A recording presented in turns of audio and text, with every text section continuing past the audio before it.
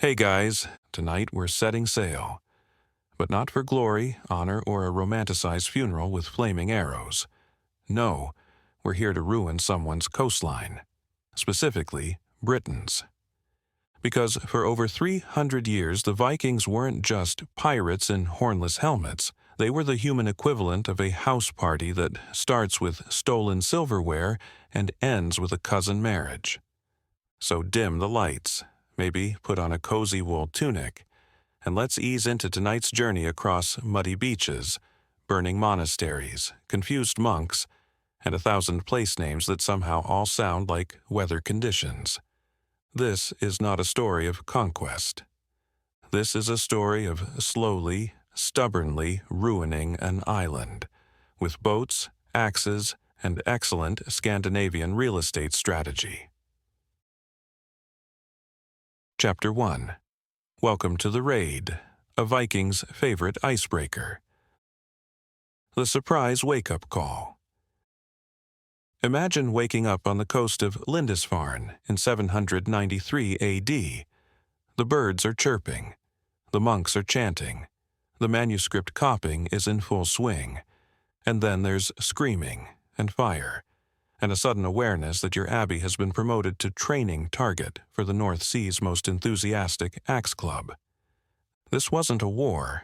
This wasn't diplomacy. This was a Viking raid, history's rudest knock on the door. They didn't declare their intentions. They didn't issue warnings. They just arrived, by longboat, with swords, and an attitude that suggested they really didn't respect your manuscript collection. Lindisfarne wasn't just the first big hit, it was the template.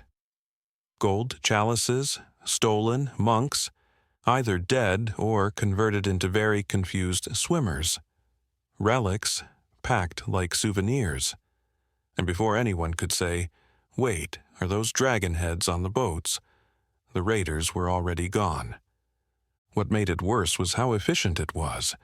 The attack wasn't large, it wasn't prolonged. It was just fast, brutal, and deeply humiliating for the people in charge of guarding Britain's spiritual front porch. And the message sent to the rest of Europe was simple. Britain is lootable. Very lootable. And the Vikings had just discovered their new favorite summer activity. Coastal towns and the art of loot and leave. The raids didn't stop at Lindisfarne. That was just the warm-up, the first successful group project of a population that previously spent most of their time bickering over fishing rights and saga accuracy. Once word got out that Britain was full of shiny things and very few swords, the coast became a buffet. By the early 800s, Viking longboats had become the maritime version of an air raid siren. If you lived within 5 miles of the sea, you learned to read the wind and pray it didn't smell like wet pine and future disappointment. The pattern was brutally efficient. Arrive at dawn, hit a soft target, leave before brunch. Monasteries remained the primary target. Not just because they were full of treasure, but because they were basically the medieval version of the Apple Store, full of valuable products, unarmed staff, and a customer base that couldn't fight back. Abbeys were built on wealth and naivety, the exact traits that attracted Norsemen like bees to a weakly guarded apiary. Local villagers tried everything. They built signal fires, they dug ditches, they trained militias. But the truth was, there was no real defense against a fleet of angry Scandinavians in a rush. Towns that weren't hit lived in constant fear. Towns that were? Sometimes just relocated slightly inland and tried to forget the experience. By now, the raids weren't just seasonal, they were predictable, like bad weather or tax collection. Oh, look, it's June. Time to lose the livestock again. It became routine, and that routine slowly started warping the very structure of coastal life. Churches stopped holding valuables on site. Local lords relocated their manors inland. And the people, they adapted. They hid things. They lied more convincingly. They stopped building tall towers that could be seen from the water. And above all, they waited for the summer winds, because with them came the sails. And once the sails were visible, you either ran, fought, or prayed. But none of those options guaranteed survival, because the Vikings weren't just good at violence. They were disturbingly efficient at making sure you remembered it. Monasteries, manuscripts, and the most lootable buildings in Christendom. You can't discuss Viking raids without giving monasteries their sad, crumbling due. They weren't just religious centers, they were sitting ducks built with very polite signage. Monasteries in early medieval Britain were soft targets made of stone and naivety. They housed libraries, gold, jeweled relics, imported wine, livestock, and men trained to argue theology but not use a sword. If there was a handbook titled, "Where Should a Viking Start in Looting?" Chapter 1 would be, "Monks are basically wallets in robes." The thing about monks is they were brilliant at recording things, and unfortunately for them, that included the exact details of how and when they were robbed. These men, in between copying psalms and binding scrolls, made time to jot down, in elegant Latin, that the Danes arrived, took everything not nailed down, and introduced the abbey to the theological concept of arson. The irony: some of these monks had prayed for humility. They got it, via acts. The attacks were both economic and psychological. It wasn't just about treasure, it was about terror. If you could burn God's house, what hope did the average fishing village have? Viking raids didn't just loot, they undermined the idea of sacred protection. That made them very effective, and very popular among aspiring warlords who liked fast returns. In many cases, the monks were enslaved, not killed, taken back across the sea as living trophies or literate housekeepers. Some were ransomed, others simply vanished. If you were a monk in 800 AD, you didn't fear excommunication. You feared Norwegians with time to kill and boats that could sneak up faster than your morning hymn. And yet, these raids helped preserve history, because those terrified monks kept writing. They recorded the violence, the horror, and the ships with dragons carved into their prows. They gave us the first Viking headlines, part obituary, part warning, all accurate. So thank you, monks. Without you, we wouldn't know who looted your abbey, stole your chalice, or taught your pig Latin. You didn't just get raided. You gave the world receipts. The longboat lifestyle, speed, fear, and floating nightmares. The longboat wasn't just a vessel, it was a message. A slim, snake-like silhouette gliding across water, whispering a promise. We're here to ruin your Tuesday. To the untrained eye, Viking longships looked simple, low, wooden, fast.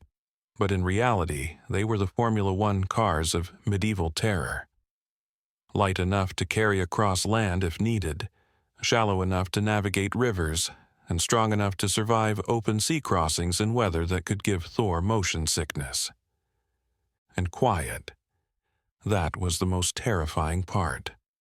No horns, no drums, just the steady dip of oars and the creak of ancient wood. By the time you heard the longboats, they were already on your shore, and the people rowing them were standing up and grabbing weapons like they'd just been told the soup was cold. The construction was genius. These ships didn't need ports, they didn't need permission. They could glide up the Thames, hug the coast, or drop anchor on any patch of beach they liked. Coastal defenses? Irrelevant. Most towns didn't even know they needed a wall until the Vikings were already stealing their goats and renaming the bakery. Each longboat could hold dozens of men, warriors, yes, but also farmers, craftsmen, traders, and one guy who insisted on bringing a pet hawk. They weren't organized in the traditional military sense. They didn't march, they arrived. In formation, if you were lucky, in a berserker frenzy if you weren't. And the ships themselves, absolutely decorated. Viking leaders carved dragon heads, serpent coils, snarling wolves, not because it helped with wind resistance, but because it scared people. Successfully. A ship that looked like it wanted to eat your cathedral tended to get results. Every village on the coast learned to read sails. Dark shapes on the water meant trouble. White sails meant too late. And if the sail had a colored stripe, that was a status raid. They weren't just here to steal, they were here to make a statement. The longboat was more than transportation. It was mobile intimidation. It was a floating metaphor for inevitability. Wherever it went, it told the same story. We came across the sea, you didn't see us coming, and now we live here. The raid economy, loot, slavery, and how to monetize mayhem. You know you're winning at piracy when your raids start influencing currency exchange. Viking raids weren't just for kicks, they were an early form of economics, just with fewer spreadsheets and more screaming. You raided because you wanted things. Silver, food, animals, textiles, jewelry, hostages, and occasionally, people who looked like they might be literate enough to keep track of your new loot pile. Loot wasn't random, it was targeted. Monasteries were banks. Churches were safety deposit boxes. Merchant towns were clearance racks. A good raid meant you came home with enough silver to forge matching dinnerware or fund a decade-long grudge match with the Swedes. But the real currency? People. Slavery was the hidden engine of the Viking economy. Every raid brought back captives, not just for ransom or ransom letters no one planned to answer, but to be sold across Scandinavia, into Ireland, through Francia, or down into the Islamic world via Eastern trade routes. You didn't just sell enemies. You sold neighbors. And if you were entrepreneurial enough, you raided with a shopping list. The captured were marched back to the ships, tied, shackled, occasionally fed, and introduced to the finer points of Norse customer service. You'll be rowing now, don't ask where. In some cases, slaves were kept, made to work farms, cook food, raise children not biologically theirs, but very enthusiastically inherited. The term for them in Old Norse was thrall, a word that eventually became our modern enthralled, which is appropriate, because it meant your freedom had been replaced with a job and zero health benefits. Silver, though, silver was king. Viking hordes weren't accidental. They were savings accounts. Raiders buried treasure like nervous squirrels with anxiety disorders. Coins from Byzantium. Jewelry from Ireland. Hack silver, broken bits of other people's heirlooms, repurposed as pocket change. Some of it was melted down, some of it was kept, some of it is still being dug up today by confused farmers with metal detectors and dreams of BBC interviews. But this economy wasn't random. It was calculated. Raids were scheduled. Markets formed around them. If you looted well, you bought boats, hired more warriors, grew your reputation. If you looted badly, you ended up in someone else's thrall pile. So when you think of Viking raids, don't just picture the screaming. Picture the spreadsheets. Blood-stained, yes, but balanced. Fear branding. How the Vikings rewrote the PR manual for terror. Forget battle strategy. Forget troop formations. The real genius of the Viking Age was marketing, and what they sold was fear. The Vikings didn't just raid, they curated their violence. They didn't show up as anonymous marauders. They showed up as a brand. Longboats with dragon heads, axes that gleamed, helmets, no horns, sorry, that glinted in torchlight, and reputations that arrived a full week before they did. They didn't need to conquer every village. They just needed people to believe they could. Fear did the rest. Towns surrendered at the sight of sails. Monasteries buried their silver. Local lords ran inland with their most valuable goats. Because once a Viking raid hit your neighbor, you knew what was coming. Theft, burning, panic, and the slow, humiliating realization that you'd rather pay them to go away than try to stop them. And so began the Danegeld, a historical footnote that reads like a hostage payment plan. English kings, desperate to stop the raids, offered gold, tribute, bribes, entire sacks of silver, handed over so the Norsemen would please leave without murdering a bishop. Sometimes it worked. Sometimes they came back in a few weeks for a follow-up. And the Vikings? They loved it. Why risk dying in battle when you can just invoice your enemy? They became infamous across Europe. Parents threatened their kids with stories of Norsemen coming if they didn't behave. Priests worked Viking raids into sermons as proof that the end times had a longboat. Chroniclers wrote breathless accounts filled with dread and awe. Even Charlemagne reportedly flinched at the idea of fighting them directly, and this was a man who bathed in conquest. What the Vikings created was psychological warfare, a strategy of dread that spread faster than their ships ever could. If they could get you to surrender by reputation alone, they'd already won. They weren't just warriors, they were influencers, the medieval kind, and their hashtag was terror. Chapter 2. Settling down, sort of. How to raid and then stay for dinner. Overwintering, land theft, and the art of casual colonization. At some point, even the most bloodthirsty raiders get tired of rowing. Viking raids were thrilling, profitable, and occasionally hilarious, until winter hit. The seas got rough, the winds turned against you, and suddenly hauling 10 pounds of stolen candlesticks across the North Sea didn't seem so fun. So the Norsemen got practical. They stayed. At first, it was temporary. "We'll overwinter here," they said, setting up camp near a riverbank they didn't own, and naming it something like Snorri's Slightly Warmer Patch. The locals, understandably confused, assumed this was just a longer-than-usual raid. It wasn't.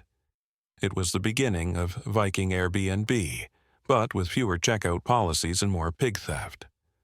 Overwintering turned into squatting. Squatting turned into building. Building turned into, "We live here now. Also, we renamed your village after a sea serpent." No one really gave permission, and the Vikings didn't need it.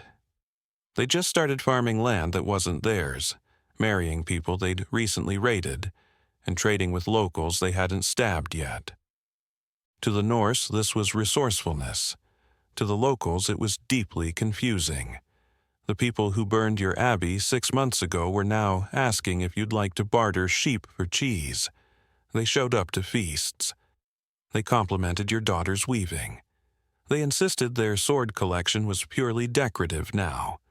The English kings weren't sure what to do. The Viking settlements weren't formal invasions, and they weren't exactly colonies. They were stubborn, like neighbors who refuse to leave your porch even after you stop answering the door. The worst part? They were useful. The Vikings brought trade connections. They brought woodworking, new farming techniques, and better shipbuilding. They fixed roads and dug wells. They knew how to throw a feast. Suddenly, the line between invader and asset got blurry, especially when your economy started depending on them. Over time, overwintering became settling. And settling became, you live in a town called Grimbottom now, and everyone eats pickled fish. The British Isles weren't being conquered. They were being absorbed. One soup pot, one marriage, and one extremely pushy neighbor at a time. Marriage proposals, property claims, and Viking-style gentrification. It starts with a raid, it ends with a wedding. Because after a few seasons of pillaging, the Vikings discovered something remarkable. Land ownership is easier when someone else already cleared the trees. And marriage? That's just a faster way to inherit it. Suddenly, you have Norsemen proposing marriage to local women, and not always with an axe in hand. Sometimes with gifts. Sometimes with livestock. Sometimes with a simple but heartfelt, "Sorry I burned your village. Want to co-manage a sheepfold?" And surprisingly, many locals said yes. Why? Because Vikings weren't always the worst option. They brought new skills: shipbuilding, farming, trade networks, carpentry, metalwork. They knew how to throw a feast. They were strong, not shy about manual labor, and oddly enthusiastic about storytelling. Compared to a distant lord who taxed your teeth and forgot your name, a Viking with calloused hands and a well-insulated roof sounded kind of appealing. Soon, villages weren't just surviving raids, they were hosting them. Or, more accurately, their former invaders were now co-owners of the land, married into local families, and lobbying for improvements to the local road system.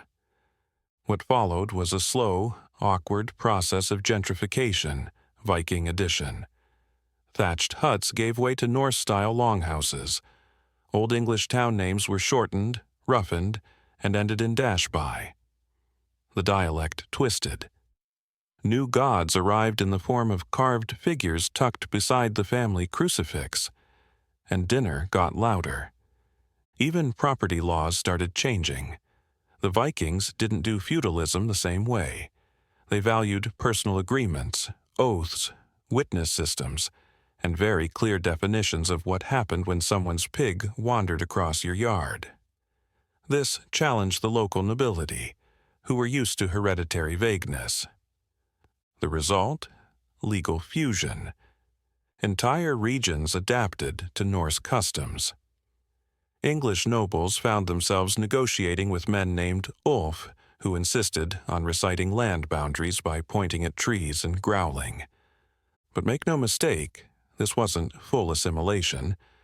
Not yet. The Norse didn't fully adopt English habits. They brought their own tools, terms, and tempers.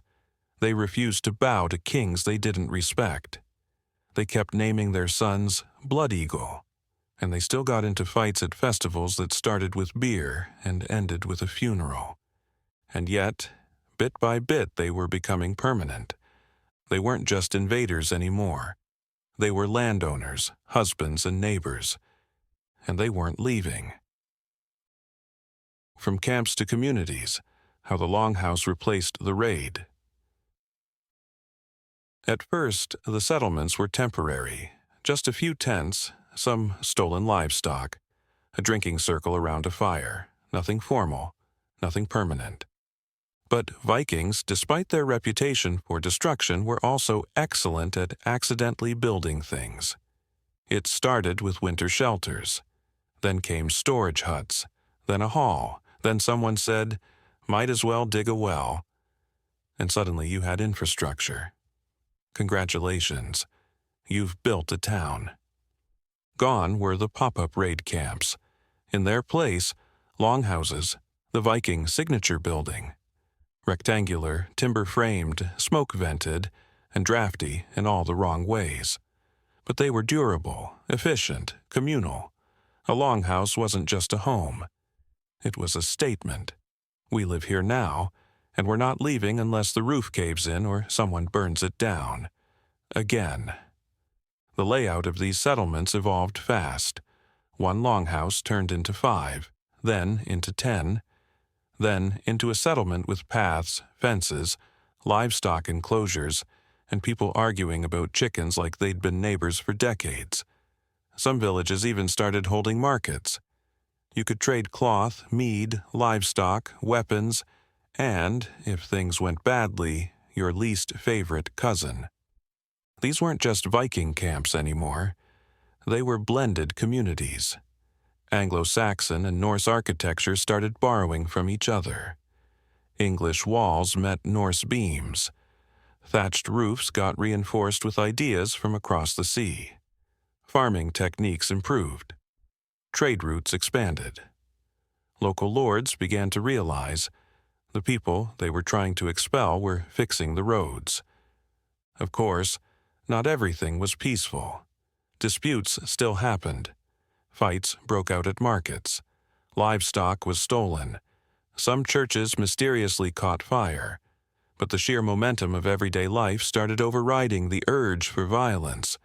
When your barn needs a new roof and your brother-in-law is the only one with a working ladder, even centuries of tribal rivalry starts to feel like too much effort. And the longhouse? It became more than a building.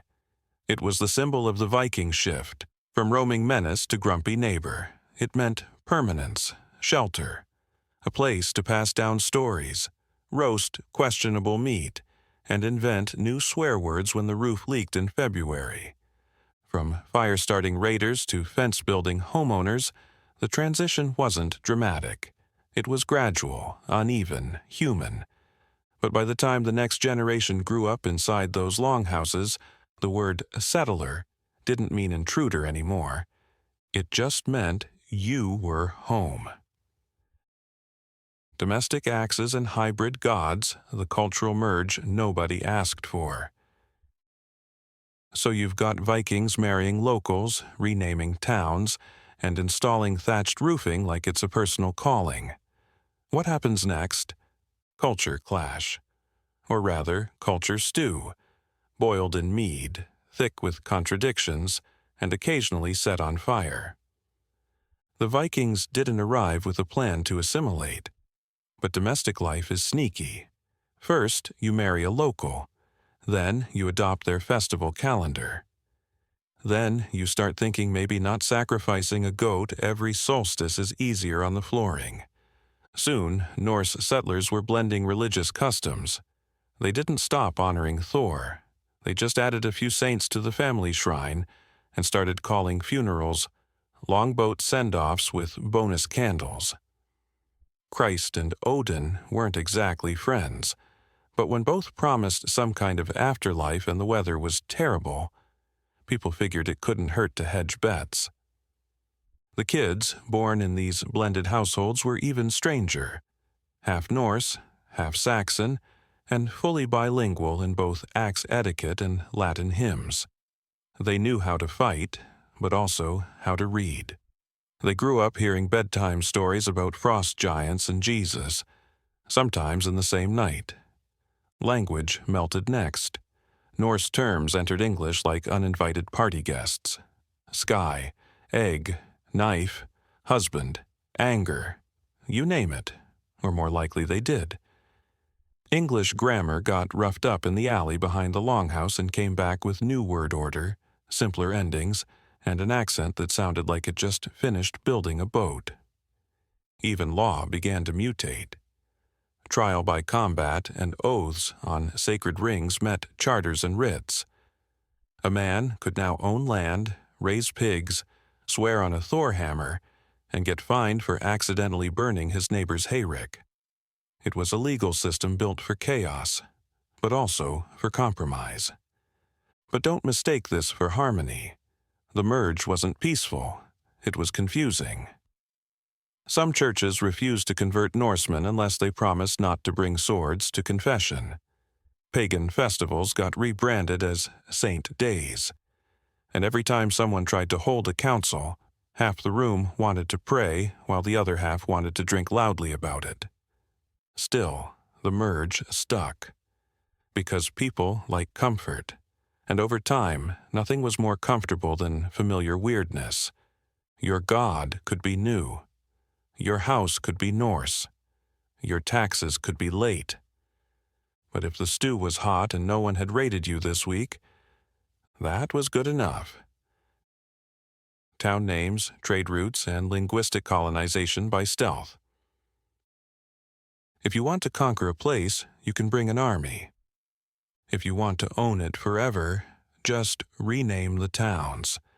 The Vikings were never subtle. They didn't quietly slip into local governance. They barged in with a sack of nicknames and started renaming everything. Hills, rivers, roads, entire settlements. If you couldn't pronounce it, perfect. That meant they were winning. Scunthorpe, Norse. Derby, Norse. Grimsby, very Norse, and someone named Grim is probably still haunting it. Anything ending in -by, -thorpe, -wick, or -ness. Viking spam on the British landscape. It was branding by occupation. Once the raids slowed and the settlements spread, the Norse left their mark, not just on the buildings, but on the very language people used to get lost. But that wasn't all. The Vikings brought a trade network with them. Suddenly, once quiet towns in eastern Britain were shipping goods to Norway, Denmark, Ireland, and even Constantinople. Fur, wool, timber, iron, and unlucky monks were all part of the new economy. The roads improved, the ports expanded, the markets grew.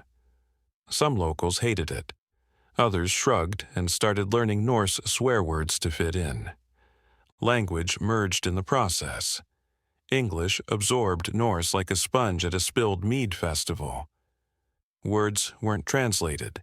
They were adopted, dropped in the stew and left to boil. Sky, egg, law, dirt, window, all Norse. The grammar simplified, the sentences shortened. The insults got sharper. Children born in the new towns grew up multilingual. Their parents spoke in awkward accents. They understood both Old English and Old Norse, and neither very well. But they could count cows, curse in 2 dialects, and recite the names of 10 gods before breakfast. By the time anyone tried to redraw the map, it was too late. The land didn't just look Norse, it sounded Norse. And once you start thinking in someone else's language, you're halfway to becoming them. The Vikings didn't just win battles, they won syllables. They colonized through consonants. And to this day, if your GPS sends you somewhere with an unpronounceable name ending in Thwaite, you can thank a long-dead Dane who really wanted to be remembered. The long goodbye when settlers forget they were invaders. It's easy to spot a raider. It's harder to spot a former raider who now owns a brewery and volunteers at the village feast. After a few generations, the Norse settlers didn't think of themselves as settlers anymore. They were just from here. The farm had always been theirs. The land was theirs. The oddly named stream that smelled like fish and sounded like a sneeze. Definitely theirs. What started as invasion had become identity. Children born in these settlements didn't grow up with sagas of conquest. They grew up with chores. They knew their dad was from the sea, but didn't see him as foreign. He was just the guy who yelled about pigs in a different accent. These weren't Vikings anymore. They were locals, with longhouses and property disputes and deeply passive-aggressive town meetings. And they weren't going anywhere. The weirdest part? The English started copying them. Not because they had to, but because it worked. Norse agricultural techniques were good. Their laws were practical. Their boats were faster. Their words were catchier. Slowly, the island reshaped itself around the habits of the people who weren't even supposed to stay. By the time the kings got around to formally absorbing the Norse regions, it was barely news. No uprisings, no revolts. Just a quiet, official acknowledgement that half the island had already been absorbed through marriage, language, and the enduring power of locally brewed mead. The Vikings didn't leave. They just faded into the wallpaper, but louder and with more children. And centuries later, when English identity started forming, it didn't reject the Norse. It included them. Proudly, as if no one remembered who burned Lindisfarne in the first place. They came as raiders. They stayed as neighbors. and they left behind a country that had to explain to every future generation why a place called Grimsby sounds like a villain's retirement home. Chapter 3. The Danelaw. When you can't beat 'em, let them govern the North. The treaty. No one fully understood, but everyone eventually honored. By the late 800s, everyone was tired. The Anglo-Saxons were tired of being raided. The Vikings were tired of rowing, burning, and occasionally getting stabbed by surprise monks. What both sides needed, more than anything, was a break. Enter the Danelaw, not a single law, but a whole geopolitical shrug. A deal brokered in size and blood that split England into two realms, Wessex in the south for the Anglo-Saxons, and a vast northern chunk for the Norse. No one knew what Danelaw meant exactly, but it sounded official, and it implied that someone else would be in charge of the problems north of the Thames. Alfred the Great, King of Wessex and professional overachiever, decided diplomacy was cheaper than rebuilding another 400 churches. So he offered terms to Guthrum, a Danish warlord whose hobbies included loot collection and dramatic conversions to Christianity under duress. The terms? Guthrum got land. Alfred got a fragile peace. Everyone got to stop bleeding. Except it wasn't that simple. The treaty was written in Latin. The Danes spoke Old Norse. The scribes probably spoke something between both, plus a bit of passive-aggressive French. No one could agree on where the borders were. Rivers were named ambiguously. One marker may have literally been a large rock that looks like a goat. But the spirit of it was clear. You stay there, we stay here, no more stabbing, please. And weirdly, it worked, mostly. The Danelaw gave Viking settlers legitimacy. They weren't just squatting. Now they were legal squatting, which in early medieval Britain counted as noble governance. They established courts, taxes, markets, and insult hierarchies in 2 languages. The Anglo-Saxons, in turn, got time to breathe, rebuild, and invent new passive-aggressive laws about hedgerow disputes. It wasn't peace, but it was paperwork. And that was close enough. Guthrum Alfred, and the baptism that smelled like strategy. If you're a Viking warlord named Guthrum, and you've spent the better part of a decade raiding England, you eventually run into a problem named Alfred. Alfred the Great wasn't flashy. He wasn't tall. He didn't fight like a berserker. He wrote things, he planned, he built forts. And unfortunately for Guthrum, he was very good at not dying. Every time the Danes thought they'd finished Wessex, Alfred popped out of a swamp, rallied a few farmers, and ruined their afternoon. After one particularly exhausting round of battles, ending with Guthrum's forces cornered, cold and cranky, Alfred offered terms. And Guthrum, possibly realizing he didn't want to fight Alfred for the rest of his life, agreed. But Alfred didn't just want peace, he wanted conversion. So Guthrum was baptized, publicly, with witnesses, with ceremonial robes, with a new name, Athelstan, which means noble stone, and also, no, really, I'm Christian now. And Alfred, he played the part of godfather. Yes, the man whose army you couldn't kill last summer was now spiritually adopting you. It was a diplomatic checkmate dressed as a church service. Make no mistake, Guthrum wasn't suddenly hosting Bible studies. This was strategy disguised as theology. Becoming Christian meant fewer future wars, easier negotiations, and legitimacy in the eyes of a Christian Europe that was very judgmental about who it gave trade rights to. Plus, it made future Viking raids more complicated. Harder to burn churches when your own baptismal font is still damp. After the ceremony, Guthrum kept his promises, mostly. He ruled his Danelaw territories, now with a bit more paperwork and fewer ritual beheadings. Alfred, in turn, got peace, for a while, and a win in the propaganda war. The Saxons could say, "Look, even the Vikings kneel now." It was one of the few times in history a war ended not with a treaty, but with a splash. And while Guthrum may not have believed every word of the gospel, he certainly believed in the power of looking cooperative when your sword arm is tired. Laws, fines, and the rise of axe-based bureaucracy. The Anglo-Saxons had laws, the Vikings had laws. But the moment those two systems collided in the Danelaw, you got something very strange, a legal fusion of polite parchment and blunt force justice. Viking law wasn't about morality, it was about balance. You wrong someone, you pay, you kill someone, you really pay. The price of a crime was determined not by the act's horror, but by who you did it to and how important their goat was.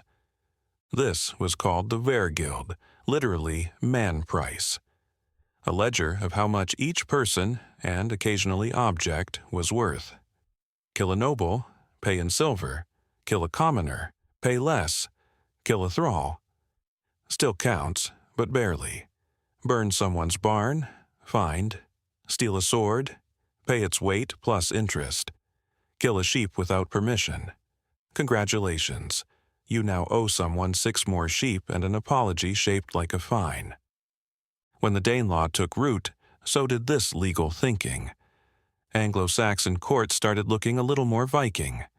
More oaths, more public shaming, more bring your witnesses or don't bother showing up. Disputes were settled at local things, assemblies where landowners, farmers, and warriors gathered to shout, negotiate, and occasionally duel in the mud over property lines. And yes, dueling was still legal.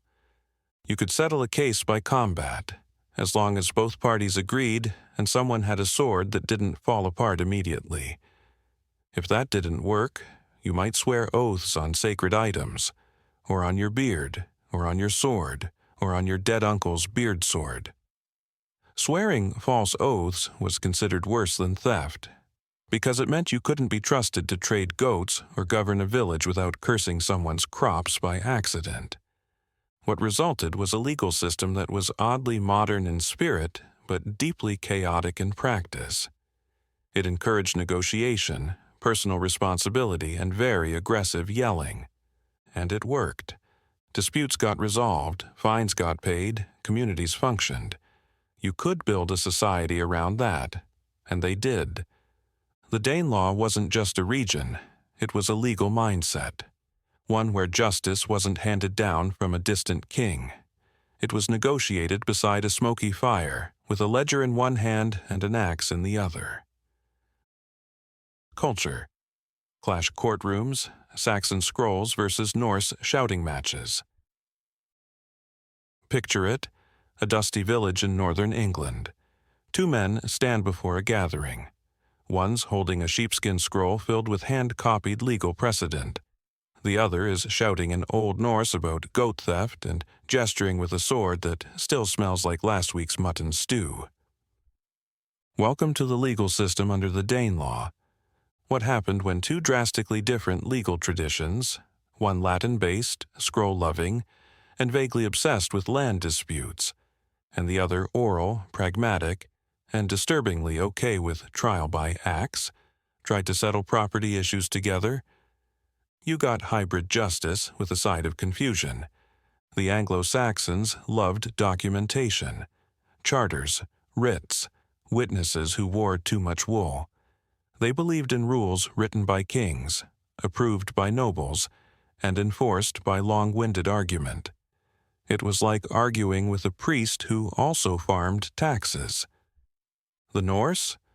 Not so much. Their laws lived in memory, not ink.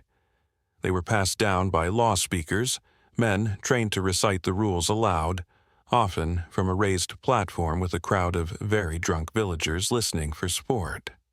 Forget your script. Congratulations, you've just invalidated someone's murder fine. When these two systems met in Danelaw territory, things got weird fast.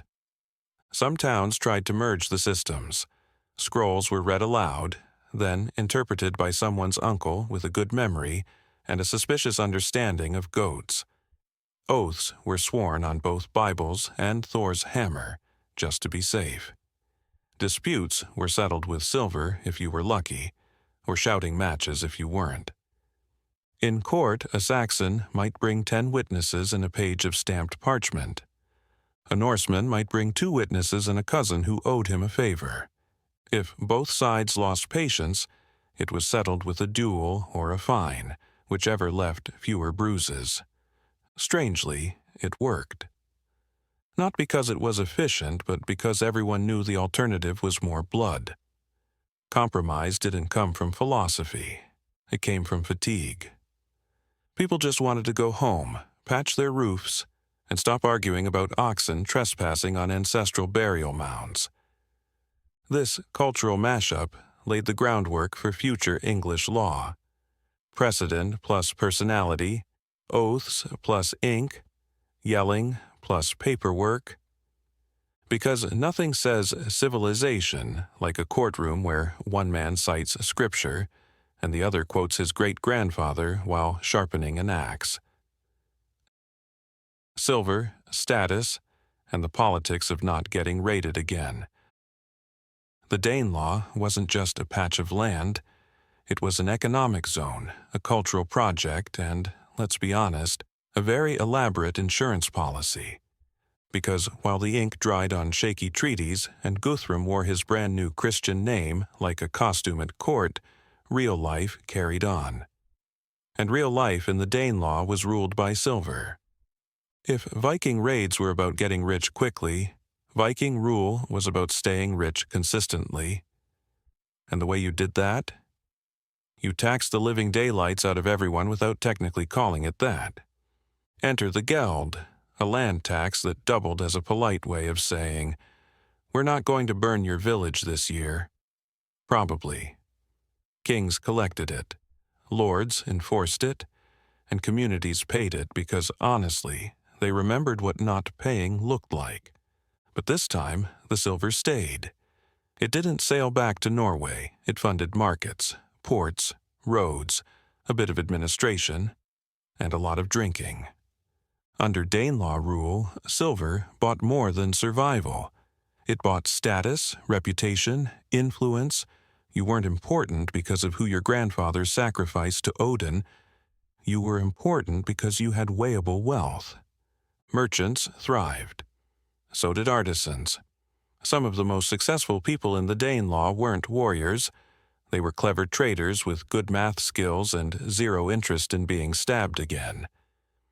Social mobility existed, in its own axe-heavy way. If you made enough money, you could become a landowner. If you made a lot, you could buy protection, forge alliances, and maybe even sit in the front row at the next legal assembly, right next to the guy you used to steal pigs from. This was also the era of silver hoards, coins buried in fields, tucked under floorboards, or stashed in barrels just in case someone changed their mind and decided raiding sounded fun again. Some hoards were family savings. Others were emergency bribe kits. A few were forgotten entirely, only to be discovered centuries later by sheep or people with lucky metal detectors.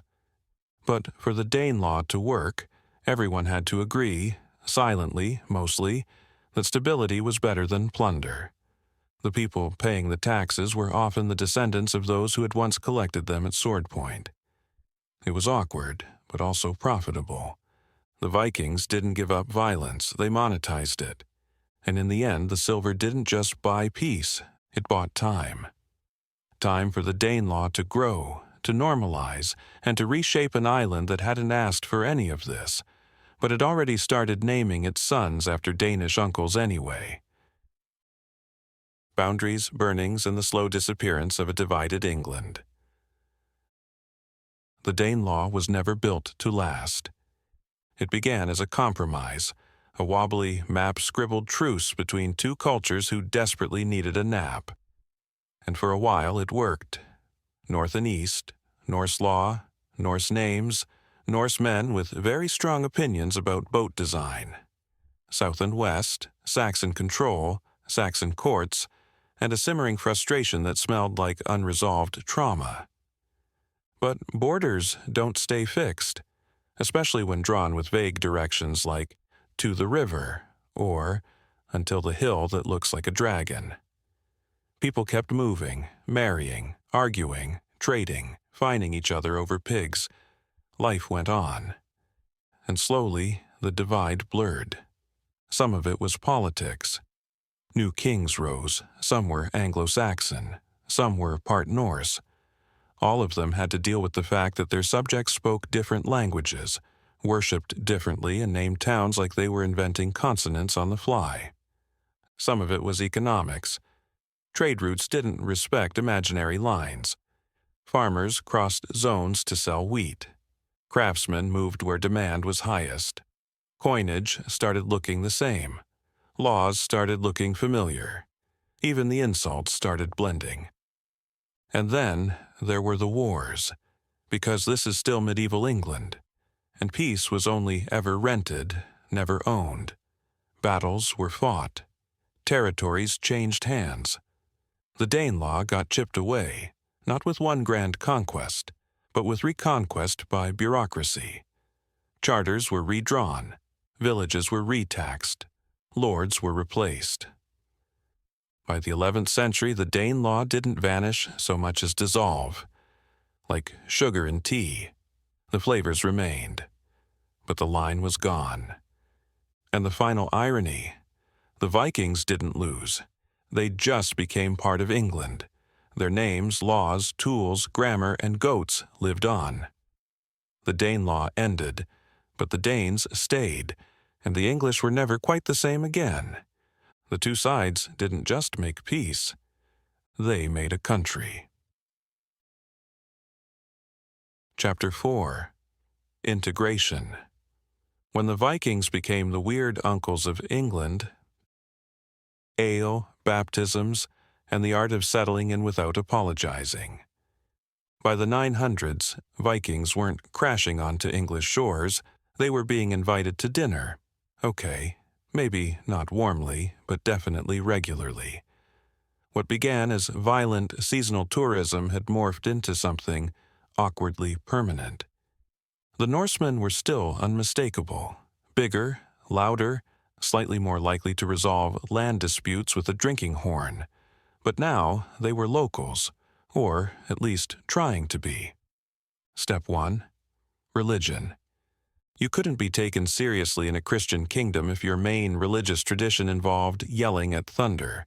So the Norse adapted, not quickly, not wholeheartedly, but performatively. Baptisms became common. Not necessarily spiritual conversions, but very strategic ones.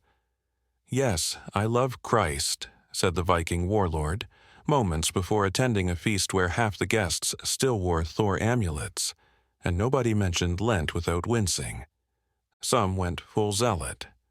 Others just added saints to their shrine. The result was a dual-faith dinner table, one side praying over bread, the other hoping Odin didn't mind the mix-up. Step 2. Ale. Vikings didn't just settle land, they settled bars. Local feasts got louder, meals got meatier, and the cultural exchange took place between gulps of whatever counted as beer that year. Saxons brought quiet formality. Norsemen brought toasts, challenges, and the ability to sing loudly while standing on furniture. It wasn't graceful, but it was integration. Clothing blended next. Tunics got brighter, jewelry got chunkier, hair braiding took off in all directions. One historian described Anglo-Norse fashion as aggressively layered, which is fair, considering no one could figure out what temperature Britain wanted to be in October.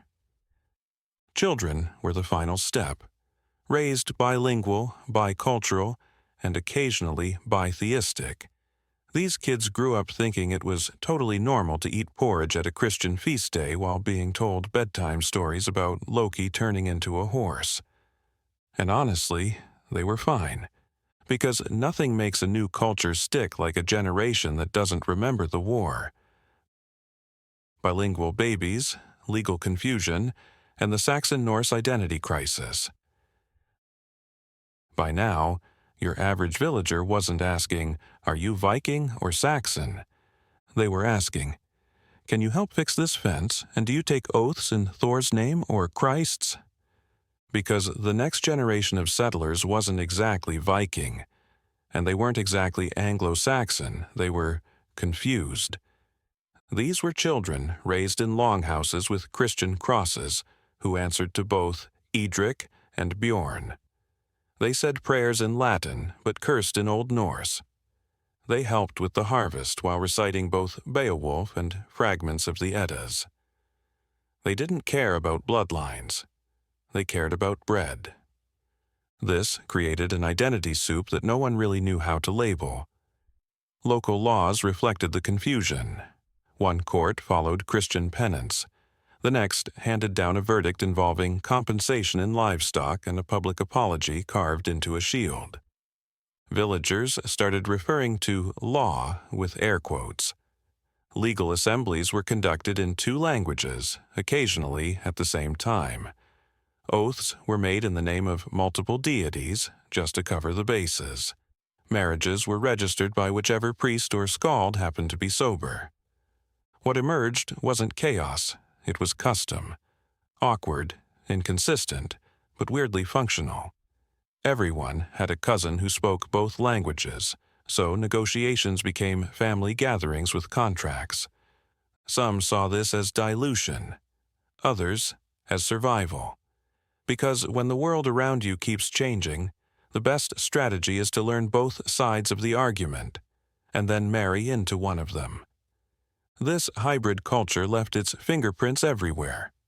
Not just in language and law, but in furniture design, embroidery patterns, farming techniques, and parenting styles that blended strict discipline with tales of gods turning into horses. It wasn't seamless, but it was real. If you want a new culture to take root, start with a generation that doesn't remember the war, only the stories and the stew. England, by this point, wasn't just becoming Norse. It was becoming something else entirely.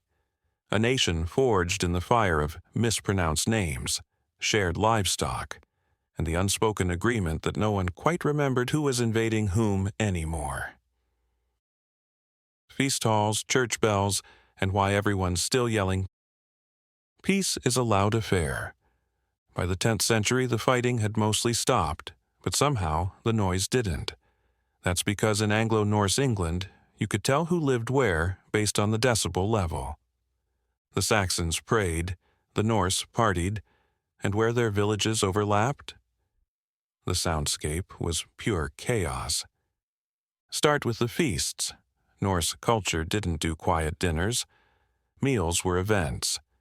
Tables groaned under the weight of meat. Beer flowed, songs were sung, not gently, but shouted with the enthusiasm of men who had forgotten both the melody and the lyrics, but refused to stop anyway.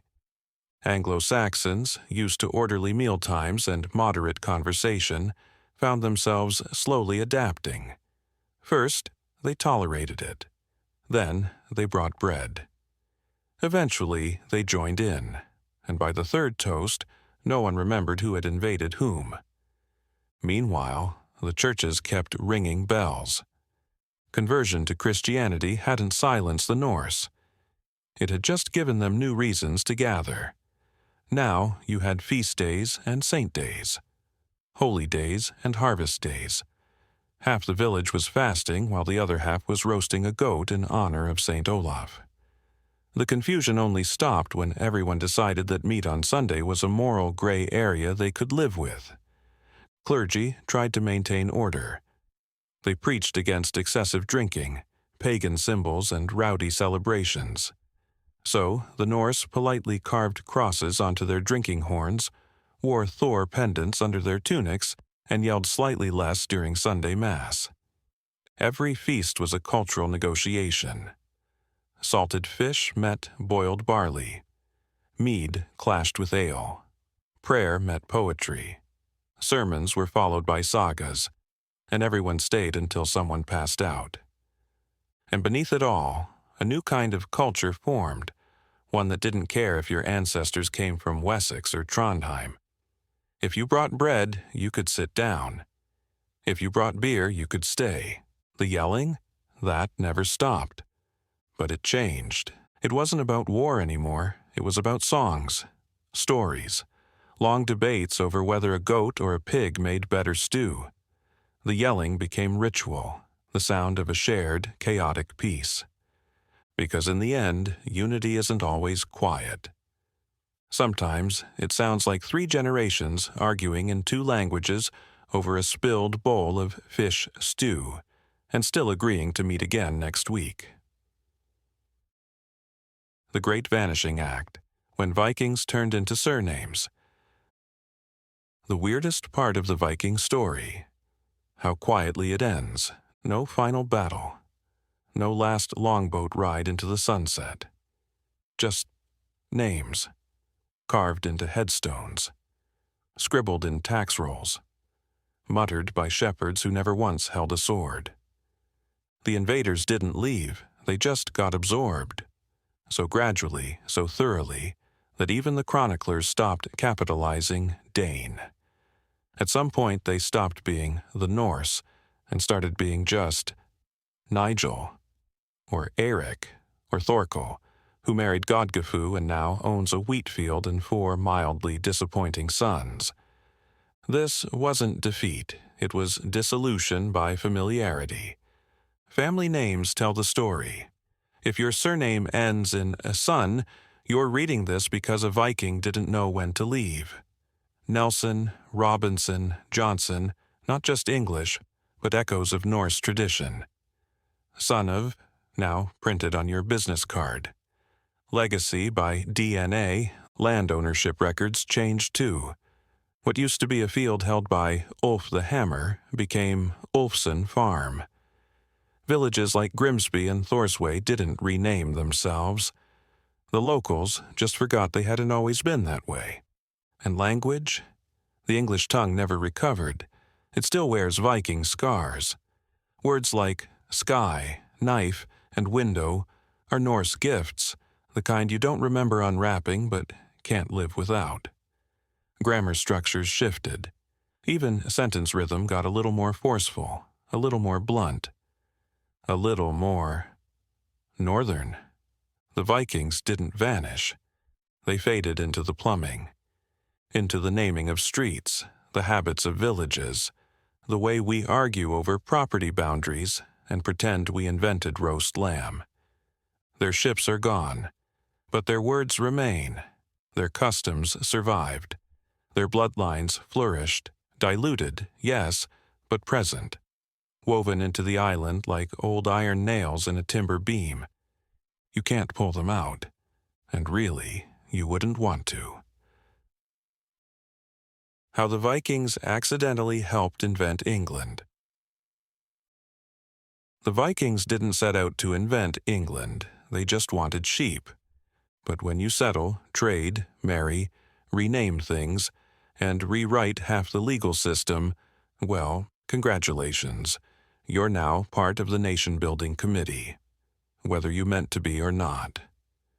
By the 11th century, the idea of England as a united kingdom was slowly crystallizing, and while the Saxons get most of the credit, especially in the textbooks written in monasteries they rebuilt, the Norse fingerprints were everywhere.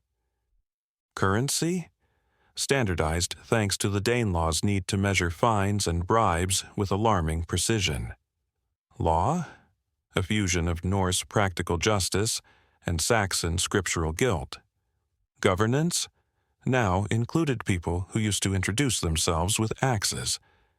Even kings weren't safe from this merge. Half of them had Danish blood. The others had Danish step-uncles. And by the time King Canute came around, a Danish ruler of England, no one even blinked. What emerged wasn't just a kingdom. It was a Frankenstein of cultures stitched together by war, marriage, and shared recipes. The English language reflected it. So did fashion, architecture, farming tools. Everything looked a little Saxon, a little Norse, and a lot like the result of people who had no idea how multicultural they'd become. This didn't mean everyone got along. They didn't. But they got used to each other. And from that noisy, muddy, contradictory fusion came a culture durable enough to survive Normans, plagues, and whatever the Tudors were doing. The Vikings didn't mean to build a country. They just didn't leave. And that's often how nations begin. Not with a flag, but with a man named Ulf arguing at a market about cabbage prices while his grandchildren write it down in 2 languages. A legacy in beards, beer, and British place names. Some people leave behind monuments. Others leave behind town names like Snodingham. That's the Viking legacy, not just in battles but in the everyday weirdness of British geography, language, and pub menus. The Norse didn't fade, they fermented. They became part of the cultural brew that turned an island of scattered kingdoms into something resembling a country. Take place names. If you've ever driven through a town that ends in -by, -thorpe, or -wick, congratulations. You've been colonized by someone who once believed in fire rituals and didn't trust spoons. York? Once Jorvik? Grimsby? Literally Grimm's farm. They left their signatures not in statues but in signposts, and they brought more than syllables. They brought attitude. Modern English still bears the Viking vibe, a no-nonsense rhythm, a fondness for blunt phrases, and vocabulary that's equal parts poetic and punchy. Husband, knife, window, and anger, all Norse, which, coincidentally, is also the title of a decent Viking soap opera. Even beer culture owes a nod to them. Vikings didn't just drink, they socialized aggressively. Ale halls became community centers. Feasting became local governance. Toasting became diplomacy. You didn't just eat with your enemies, you belched across the table from them and occasionally married their daughter. The Viking aesthetic lives on, too, in beards, in storytelling, in the weird British insistence on naming boats and throwing cheese down hills. It's not just heritage, it's the ghost of longships whispering, "You still remember us. Good." Because integration didn't erase the Norse. It just dressed them in wool and taught them to queue. And now they're in your surnames, your city names, your grammar, and probably your fridge if you've got pickled fish or weird cheese from Yorkshire. The Viking story in England didn't end with exile. It ended with inheritance. Chapter 5. Final thoughts. You don't need to conquer, just rename the map. South. You want to ruin an island. Not with fire, not with fleets, but with something far more permanent. Bureaucracy, weddings, and passive-aggressive place names. That's the Viking legacy in Britain. Not a conquest, but a cultural home invasion that no one could quite undo. What began as a smash-and-grab campaign turned into a rebranding effort so thorough it made the locals forget what their towns were originally called. Welcome to a centuries-long campaign of gradual, uninvited assimilation. The Vikings didn't just sack towns, they installed themselves in them, and then, crucially, they stayed. And when people stay, with families, festivals, and legal systems, they stop being raiders. They become neighbors. Complicated, often drunk, and occasionally on fire, but neighbors. They came for treasure. They stayed for the tax structure. The original raids were brutal. Lightning strikes on soft targets. Gold, silver, livestock, captives. But those were the opening credits. The real saga was what happened when the raiders got comfortable. when Norse warlords started calling dibs on farmland, when their children spoke English, when they stopped raiding monasteries and started funding them, because now their cousin was the abbot, when feasts stopped being a victory celebration and became a town council meeting with extra mutton. The Danelaw? That wasn't surrender. That was real estate. The Norse didn't give up. They got zoning rights. They brought their legal customs, their gods, briefly, their axes, permanently, and decided that whatever this England thing was, it looked like a nice fixer-upper. And so they moved in, repainted the place, gave everything new names ending in dash by. Most invasions end in defeat or domination. The Viking version ended in boredom and blended families. No dramatic last stand. Just people who forgot they weren't supposed to get along. The kids didn't care. The livestock certainly didn't, and the goats, as always, wandered between both sides like indifferent diplomats. Over time, the longboats disappeared, but the longhouses stayed. And what replaced the roar of battle was arguments about roofing techniques and inheritance law. What started as a feast to celebrate victory slowly became a town council meeting, just with extra mutton. Even the English language, proud, messy, deeply confusing, carries the Norse touch. It doesn't just borrow words, it keeps them like trophies. Words like law, anger, sky, window, and egg. All Viking imports. All still in use. All evidence that you can conquer a culture just by giving it better vocabulary. And so, what do we learn from this? That you don't need to win a war to change history. You just need to marry into it. The Vikings didn't need to conquer all of England.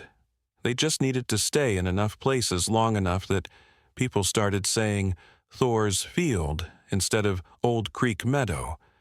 And once you control the place names, the laws, the soup recipes, and half the population's ancestry, you've done it. You've changed a nation. From the inside out. Britain wasn't burned by Vikings. It was slow cooked. What we remember as raids were just the pilot episode. What followed was generations of compromise, cohabitation, and people pretending not to notice that half their neighbors had accents that sounded like a volcano trying to recite poetry. And after all that, they left behind beer halls, bone combs, broken swords, and a dictionary with anger issues. So, here's your guide. Want to ruin a country? Don't waste time with battles. Just show up with a boat, a new way to calculate land tax, and a willingness to marry your enemy's niece. Stay long enough to rename the roads. Start feasts no one wants to end. Change the law until no one remembers what it used to be. Then, quietly, leave. Or die of old age arguing over barley yields. Either way, they'll still be using your words 1,000 years later. And when they forget you were ever foreign, when they write textbooks calling you foundational, that's when you've truly won. Sleep well, little Viking. Your work here is done, and no one remembers you ever set anything on fire.